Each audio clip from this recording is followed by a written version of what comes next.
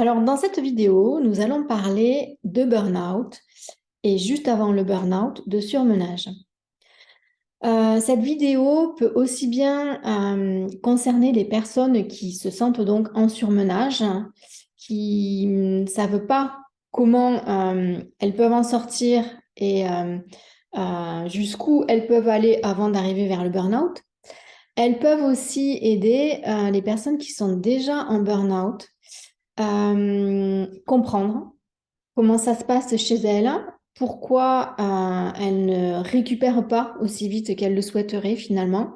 Et puis, cette vidéo peut aussi concerner l'entourage des personnes qui ont fait un burn-out pour comprendre le mécanisme. Alors, on va commencer par une petite histoire. Dans ma petite histoire, j'ai un support, ce sont des petits feutres. Ces petits feutres vont représenter en fait notre énergie. C'est l'énergie avec laquelle nous nous levons le matin. Parce que la nuit, lorsque nous dormons, nous récupérons de l'énergie qui nous permet ensuite de pouvoir tenir notre journée. Donc, il n'y a pas que le sommeil qui est source d'énergie, mais ça fait partie d'une majorité, d'une grande ressource en fait, et c'est là où on va récupérer en majorité notre énergie.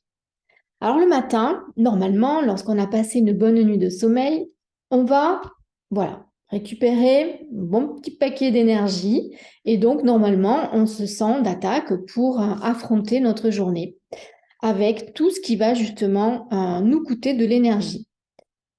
Alors, selon les tâches, on va avoir certaines tâches qui vont nous coûter un petit peu d'énergie. D'autres tâches vont nous coûter beaucoup plus d'énergie. Et en fait, tout au long de la journée, on va dépenser cette énergie. Et le soir, lorsque la journée se termine, on se sent fatigué, naturellement fatigué. Et voilà, il nous reste pas ou peu d'énergie parce qu'on a tout dépensé. Alors, lorsque on n'a pas tout dépensé, c'est un petit peu comme si on avait cette capacité de mettre de côté. Vous savez, c'est un petit peu comme de l'épargne, comme sur un compte en banque. Donc, cette énergie, on peut la mettre voilà, de côté, on l'épargne.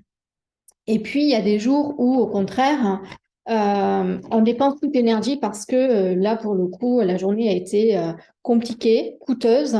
Et voilà, on a besoin de toute l'énergie et on a donc tout donné.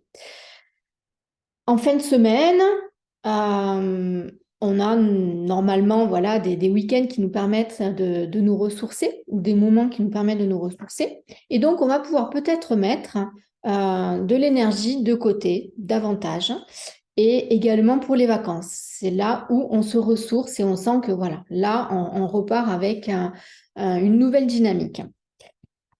Parfois, donc ça, c'est dans le meilleur des cas. Et parfois, il arrive à des moments de la vie que nos journées, en fait, se terminent avec un déficit, c'est-à-dire qu'on va au-delà de l'énergie que l'on a à notre disposition dans notre compte courant. Et là, on va aller justement puiser dans ce que l'on avait mis de côté. Donc, on commence à puiser sur un jour, sur 2 jours, sur une semaine, sur un mois, sur plusieurs mois. Et on commence justement à ressentir la fatigue. Parce que d'abord, on n'aime pas aller piocher dans nos épargnes pour des actions qui sont peut-être un petit peu euh, pour combler et pour être des pompiers, en fait. Donc voilà, donc c'est pas très agréable. Et à un moment donné, pour certaines personnes, il arrive que l'épargne est à sec. Il n'y a plus d'épargne, donc ça peut se dérouler sur plusieurs semaines, voire plusieurs mois, voire plusieurs années. Et donc, on a du mal à renouveler cette énergie. On fait vraiment avec ce que l'on a. Et là, c'est comme à la banque, hein, c'est vraiment le bon exemple, la banque. On va commencer à emprunter. Voilà. Donc, on emprunte de l'énergie à la banque. Et on le sait tous, lorsqu'on emprunte à la banque, ça coûte. C'est pas gratuit. Voilà, il y a des intérêts à rembourser. Et là, ça peut être déjà un premier signal où on va vraiment vers un épuisement sévère, c'est que justement, avant, quand tout allait bien, certaines tâches nous coûtaient ça. Eh bien, aujourd'hui, plus on est fatigué et plus elles nous coûtent de l'énergie. Donc, les mêmes tâches vont nous coûter ça. Et donc, on commence à rentrer dans un cercle vicieux. Plus je suis fatiguée, plus les actions et les tâches me coûtent et plus je dois emprunter et plus j'ai l'impression de ne pas avoir suffisamment d'énergie et donc je suis toujours en déficit, déficit, déficit. Donc ça peut durer effectivement des mois, des années et c'est là où il nous tarde les week-ends, où on a du mal à se lever le matin, ou ce qui nous ressourçait aussi dans la journée, comme par exemple le sport, ce sont voilà, le sport, les activités sportives et physiques sont des moteurs et nous permettent de nous ressourcer. Eh bien, en fait, ça fonctionne quand même comme une chaudière, pour le coup, le sport, c'est-à-dire qu'il faut dépenser ça pour en récupérer, par exemple, ça. Ben là, on se rend compte que mais j'ai même plus la force de dépenser ça pour aller faire du sport. Même si je sais que derrière, ça va me ressourcer, mais ça me coûte tellement de dépenser ça pour aller faire du sport. Donc, du coup, je fais pas. Et je rentre vraiment dans ce cercle vicieux. Et tout ce qui peut me ressourcer, finalement, je le prends et je le redépense aussitôt. Donc, on commence vraiment à rentrer dans un fonctionnement qui n'est plus du tout écologique. On ne se reconnaît plus forcément. On n'est plus avec l'esprit clair, on développe encore plus un mode automatique où on fait. On est en mode automatique et on n'a plus vraiment l'énergie de penser, d'avoir peut-être des pensées constructives, de réfléchir. C'est compliqué au niveau de la concentration également. Donc voilà, il y a tout un tas d'indices qui font que ah là, il y a vraiment une problématique. Et puis le corps parle aussi, parfois, souvent même, avec des douleurs, notamment dans le dos, des tensions au niveau de la nuque. Et puis parfois, il peut y avoir aussi des petits accidents que l'on ne voit pas comme des signaux, des petites alertes. Mais finalement, le corps, c'est un petit peu comme notre voiture. Si on n'en prend pas soin, si on ne prend pas soin du moteur, si on ne prend pas soin de mettre de l'essence, à un moment donné, ça s'arrête. Et voilà, ça nous envoie des petits signaux, des petites lumières. Et si on dit non, non, je mets de côté, non, non, je mets de côté, à un moment donné, la voiture, elle s'arrête. Et finalement, c'est ce qui se passe. C'est qu'à un moment donné, une fois qu'on n'a plus d'énergie, que l'on continue à emprunter, à emprunter, à emprunter, la banque, à un moment donné, elle nous dit, moi là, chez vous, je vois pas vraiment de moyens. Vous ne me montrez aucun signe comme quoi vous allez pouvoir rembourser à un moment donné. Et là, au travers de ces signaux, justement, qui sont souvent physiques, ce qu'on va faire, c'est qu'on va arrêter là. Voilà, on va s'arrêter. Nous, on ne vous couvre plus, on ne vous suit plus. Donc, on coupe tout. C'est la banqueroute. Alors justement, pour celles et ceux qui ont déjà fait un burn-out sévère, vous savez que quand on arrive à la banqueroute, il arrive un matin où on se lève et il n'y a plus de jus. Il n'y a plus rien. Le corps ne veut plus, la tête ne veut plus. Il y a eu un court-circuit. Euh, donc bien sûr, avec du recul, on se dit, ah, mais oui, mais j'aurais pu voir les signaux. Mais quand on est tellement dedans, on ne les voit pas. Donc voilà, il faut rester bienveillant avec soi-même. On en est arrivé là, c'est comme ça. Maintenant, qu'est-ce qu'on fait pour rebondir?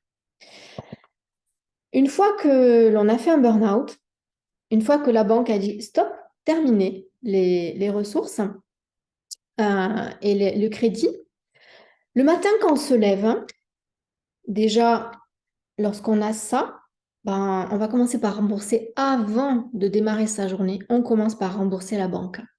Donc, en général, c'est une grosse dette. Donc, du coup, il y a peut-être ça qui part pour rembourser la banque. Et puis, il nous reste ça pour faire la journée. Donc, si s'occuper des enfants, ça coûte ça. Si aller faire les courses, ça coûte ça. Et faire le repas, ça coûte ça. il reste plus rien pour finir la journée. Terminé. Alors physiquement, ça se voit pas, hein, mais il n'y a plus de jus, il n'y a plus rien. Et plus on va se dire, non, mais il est hors de question que je reste comme ça, et plus on va aller à l'encontre de ça, et plus ça va durer dans le temps. Alors, la meilleure des solutions, c'est effectivement, bah oui, de prendre son mal en patience, d'accepter qu'il y a des jours, on a ça comme énergie et on fait avec ça.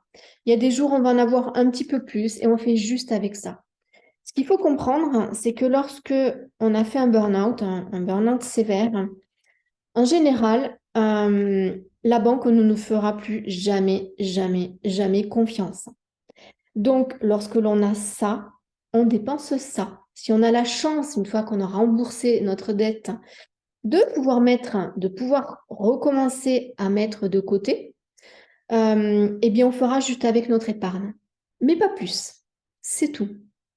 Donc, oui, à un moment donné, il y a des personnes qui font des rechutes parce qu'elles pensent que, oh là là, j'ai remboursé la banque, c'est bon, allez, là, je repars, j'ai une nouvelle dynamique.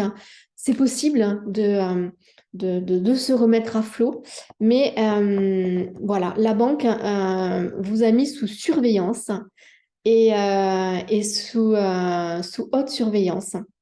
Donc, c'est important de le savoir, de comprendre ce mécanisme pour voir un petit peu comment on peut ajuster sa vie, pour remettre des priorités dans sa vie et pour se remettre au centre de sa vie.